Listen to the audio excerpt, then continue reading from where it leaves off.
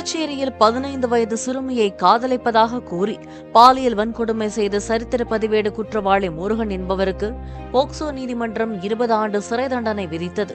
பாதிக்கப்பட்ட சிறுமிக்கு புதுச்சேரி அரசு 4 லட்சம் ரூபாய் இழப்பீடு வழங்கவும் உத்தரவிடப்பட்டது. விழுப்புரம் மாவட்டம் திண்டிவனத்தில் உறவினர் வீட்டில் தங்கி படித்த 14 வயது சிறுமியை பாலியல் வன்கொடுமை செய்த வழக்கில் சிவா என்பவருக்கு விழுப்புரம் போக்சோ நீதிமன்றம் 20 ஆண்டுகள் சிறை தண்டனை விதித்து தீர்ப்பளித்தது.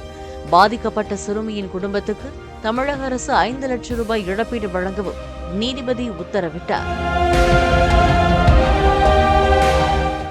பிளே ஸ்டோர் மற்றும் ஆப் ஸ்டோரில் இருந்து பாலிமர் செயலியை QR கோடு மூலம் பதிவிறக்கம் செய்யுங்கள். செய்திகளை உடனுக்குடன் பெறுங்கள்.